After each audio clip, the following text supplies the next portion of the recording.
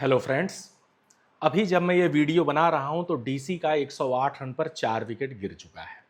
अभी अभी David Miller out होके जा रहे हैं और डेविड मिलर के आउट होने से डीसी जो पहले से ही इस स्कोर को कहीं से भी प्राप्त करती हुई नहीं दिखाई दे रही थी, वह मैच में काफ़ी पीछे हो गई है।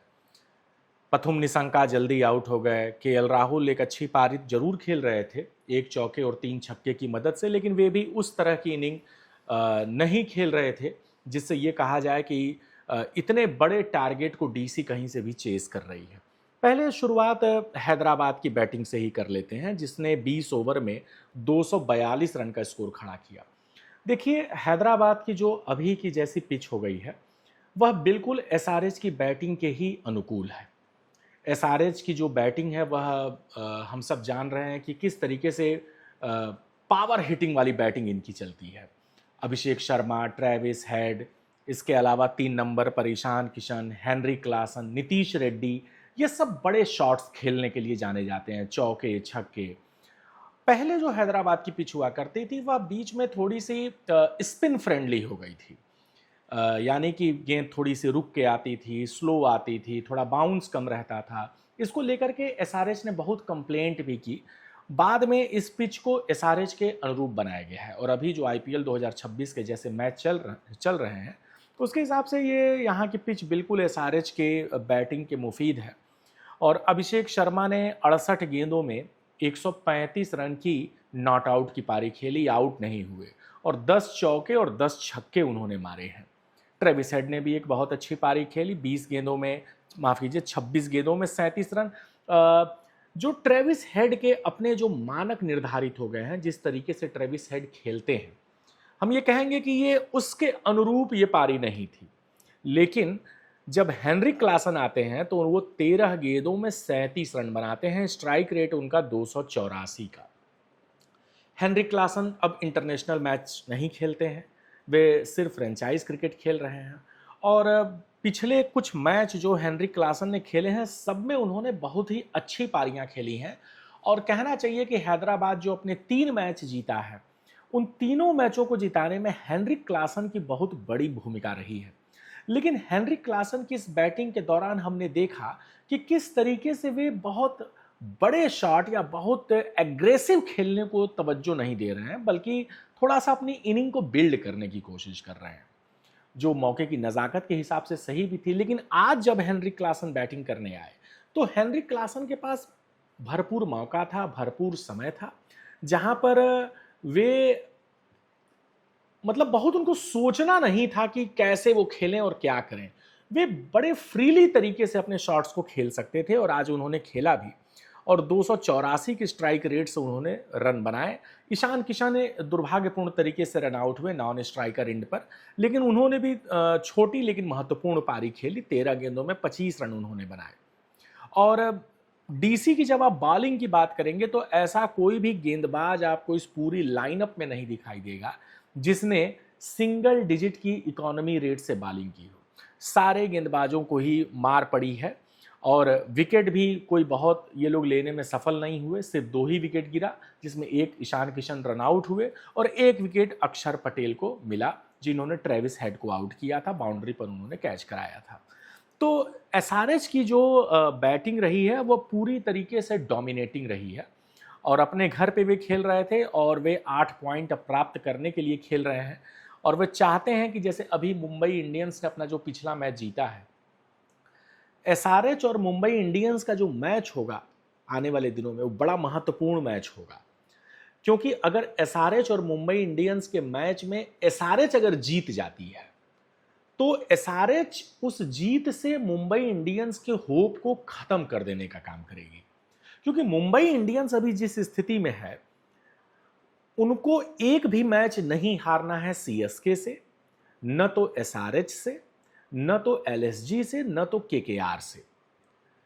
क्योंकि अगर इनसे वो एक मैच भी हार गए, तो उनके सामने चैलेंज रहेगा आरसीबी, पीबीकेएस और आरआर, इन 3 टीमों में से कम 2 मैच जीतने का, जो वे शायद कर नहीं पाएंगे। तो इसके लिए जो एसआरएच और एमआई का जो मैच होगा, वह बहुत महत्वपूर्ण मैच होगा। और एसआरएच मान के हम लोग चल रहे हैं कि आज का मैच एसआरएच जीत ही रही है, तो एसआरएच के 8 पॉइंट हो जाएंगे और एसआरएच जो है ये 4 नंबर की टीम बनने की एक बड़ी प्रबल दावेदार रहेगी। देखते हैं कि आने वाले समय में एसआरएच कैसे करती है, क्या करती है। डीसी में जब हम आते हैं तो डीसी की बैटिंग देखिए मजबूत है। डीसी की बैटिंग को लेकर के कोई बहुत उस तरह की चीज़ें नहीं है, लेकिन डीसी उस तरह की भी बैटिंग यूनिट नहीं रखती है जो बहुत डेवास्टेटिंग हो, बहुत ताबड़तोड़ खेलने वाले बैट्समैन हो। केएल राहुल को हम सब जानते हैं कि केएल राहुल अच्छा खेलते हैं, तेज भी खेलते हैं, लेकिन केएल राहुल उस तरीके से ताबड़तोड़ मारने वाले खिलाड़ी नहीं हैं। उनके खेलने की एक अलग स्टाइल है, एक अलग शैली है। पथुम निशंका भी अच्छा खेलते हैं, लेकिन पथुम निशंका भी उस तरह के बैट्समैन नहीं है जैसे अभिषेक शर्मा या ट्रेविस हेड हैं या जैसे वैभव सूर्यवंशी हैं। तो जिसके वजह से इतने बड़े स्कोर 242 का आपको दूसरी टीम बना दे और आपको 243 रन बनाने हो, तो अब आपके लिए संभव नहीं रह जाता इस तरह की बैटिंग लाइनअप के साथ कि अब आप उसको चेस कर पाएंगे। समीर रिजवी खेल रहे हैं, आज वे अभी 9 गेंदों में 14 रन बना के खेल रहे हैं, 1 चौका 1 छक्का। डेविड मिलर बड़ा दुर्भाग्यपूर्ण तरीके से ईशान मलिंगा की पहली ही गेंद पर आउट हो गए। तो जो भी चांसेस डीसी के रहे सहे थे, मुझे लगता है कि डेविड मिलर के आउट हो जाने से वो चांसेस भी चले गए। ट्रिस्टन स्टब्स खेल रहे हैं अभी फिलहाल 5 गेंदों पर 2 रन बना के, लेकिन ट्रिस्टन स्टब्स अभी तक के इस आईपीएल में, जैसा कि पिछला मैच जो डीसी ने जीत लिया था, जो डेविड मिलर के वजह से जीता, उसमें भी ट्रिस्टन स्टब्स बहुत अच्छी बैटिंग नहीं कर रहे थे, बल्कि वे ऐसा लग रहा था जैसे फंस गए हैं अपनी बैटिंग में, रन नहीं बना पा रहे थे।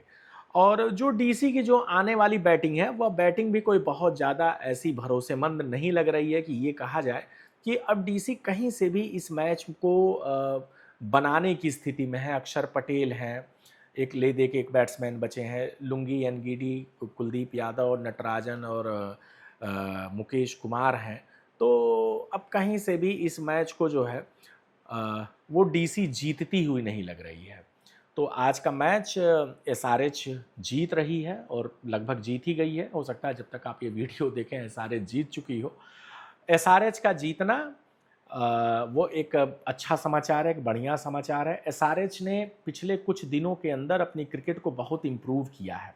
इनकी गेंदबाजी इनकी कमज़ोर कड़ी थी, लेकिन जब से इन्होंने शाकिब हुसैन को लाया है, जब से इन्होंने प्रफुल्ल, जो विदर्भ का खिलाड़ी, जो विदर्भ का गेंदबाज प्रफुल्ल को लाया है, अचानक से हम ये देख रहे हैं कि एसआरएच की गेंदबाजी मजबूत लगने लगी है। शिवांग कुमार इनके पास एक अच्छे गेंदबाज हैं ही, तो एसआरएच की गेंदबाजी में अचानक से एक मजबूती आई है इन 2 नए चेहरों को लाने से।